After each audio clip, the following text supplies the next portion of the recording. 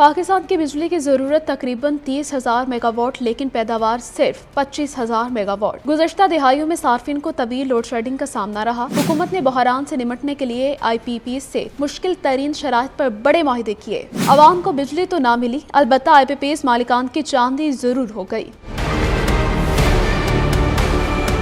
हुकूमत ने आवाम को सोलर सिस्टम से सस्ती बिजली के हुसूल का ख्वाब दिखाया और इनसे सब्सिडी और नेट मीटरिंग के वादे भी किए। गुज़श्ता 8 साल के दौरान सार्फिन ने सोलर सिस्टम पर 19 अरब डॉलर तक की सरमायाकारी की, जबकि मुल्क में सोलर सार्फिन की तादाद तकरीबन 7 लाख से जायद है। नेट मीटरिंग सोलर सिस्टम्स की मजमूई सलाहियत 7,000 मेगावाट, जबकि ऑफ ग्रिड सोलर पैदावार 13 से 14,000 मेगावाट है।